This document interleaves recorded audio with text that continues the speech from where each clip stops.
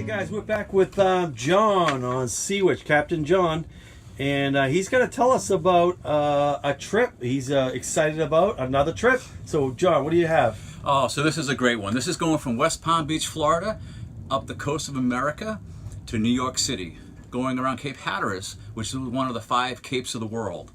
It's quite an unbelievable trip. There's a lot of intense things that go on offshore in the Gulf Stream, and weather coming off the coast of America, and this is a very exciting trip. Wow, sounds really good. So what are some of the things we can look forward to on that trip? So we look forward to the Gulf Stream, which on the chart here we'll point out. So we're coming out of West Palm Beach, Florida. The Gulf Stream rides in between the Bahamas, the Abacos, and comes up around Cape Hatteras, Cape Lookout, Frying Pan Shoal, to Cape Hatteras on the top of the chart here. We'll transfer to a different chart in a minute. These are our prior legs and routes and tracks, and we do some plotting on the way up so we can keep track of what's going on. The biggest things that you got to worry about coming up the Gulf Stream is weather. Weather can turn on you in a minute coming up around Hatteras, Cape Hatteras, and in the Gulf Stream. You can get a nice, beautiful 2.5, 3 knot boost from behind. It's kind of like an escalator or conveyor at an airport. You get in the Gulf Stream and you can ride it and add 2 to 3 knots of current behind you, which is really a nice boost going up the coast of America. Well, I know when it comes to weather, there's probably no one that knows more about that. You've studied weather quite a bit, right? Yes. So I'm working on my meteorology and weather, and so what we're looking for is low pressures and cold fronts and weather that's coming off from the Midwest, the Tennessee valleys, and cold fronts that are coming down from the Canada Maritime area of America, coming down, pressing on. The last thing you want to do is get caught in the Gulf Stream in a northeast wind against the stream. The seas can stack up to humongous stack-up seas. So the idea is that we ride the east side of the Gulf Stream. We find the access of the Gulf Stream. We ride the east side of the Gulf Stream.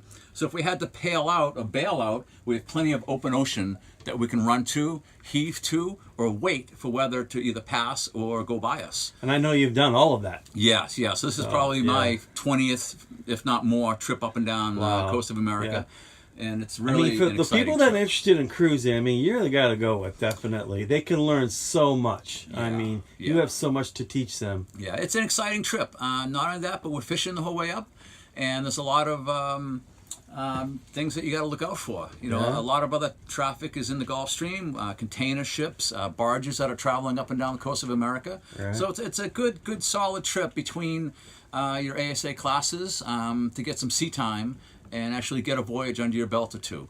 I deal with provisioning the boat to going over weather and charting and plotting and working up a way around Cape Hatteras safely. Okay, so now, John, we're heading towards New York, which has got to be exciting to head up the coast, starting to head towards New England and New York City. Exactly. What's that like? Exactly. So beautiful. So we pick up right here where the other chart dropped off. This is Cape Hatteras.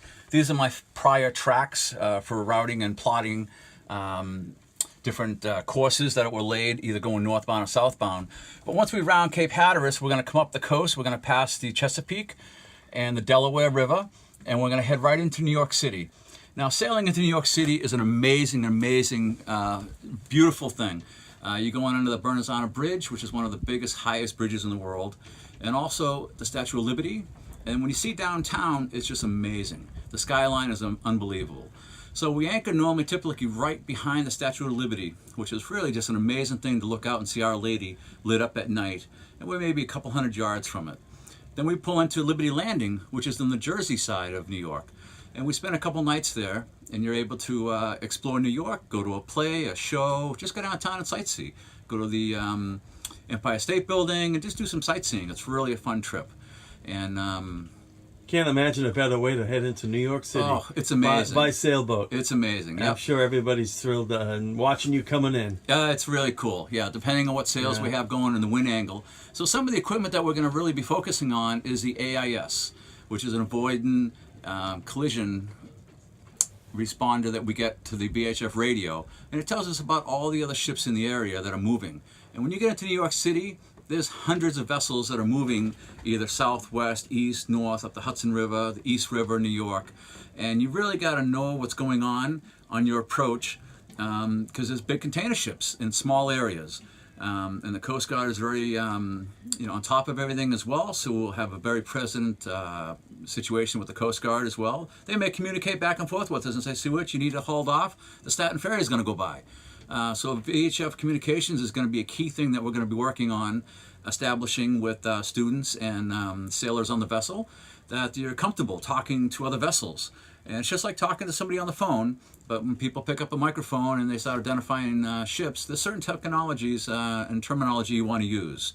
So we're going to be going over that extensively in New York City. All right. Well, there's so much to learn. Yeah. Sailing with Captain John on Sea Witch. And, you know, and just to be lucky enough to go up this coast and experience all of that and head right into New York City. I think it's, once again, sail of a lifetime. You're offering so many great sails that I can't, you know, this is a great opportunity for people to learn. Yeah, to learn how to sail, to learn the skills of the sea. That's you know? it. Yep. So, and we have all the safety equipment on the vessel, from life boxes to jack lines to EPIRBs, and we're going to go over all those individually and make sure everybody's comfortable and knows what all those terminologies are, and you know, test the EPIRB and show you how to do that correctly, and also how to be properly fitted for a harness and jack lines that go on the boat to make sure you stay on the boat. That's the #1 rule aboard Sea Witch. Oh, by far. Stay on the boat, stay on the boat, stay on the boat. yeah. The coast going north, the trip north from West Palm to New York City, I'll have one of my closest and dearest friends. His name is Dennis, and he's my first mate. He's been with me for probably 50,000 ocean miles aboard Sea Witch. He's been with me for almost 18 years. He's a quite competent sailor. He's got all his ASA certificates for teaching, and also has gone through all the courses. And he's quite a dependable first mate, and he will also be on the vessel with me going on that northbound trip. It's one of his favorites as well. All right, awesome. Like it sounds like another, like I said before, I've said this, opportunity of a lifetime. Yeah, it's really good. So anyone that wants to learn how to really do some blue water cruising, this is the cruise you want to be on. This is the guy you want to be with. That's right. All right, so we're going to, once again, post your information, your contact information. We'll have it right up after this video. Excellent. All right. It'll be a real pleasure to have you aboard. My name's Captain John, the sailing vessel Sea Witch. All right, John, good to see you again. All right, guys, Excellent. don't miss this opportunity. New York City, here we come.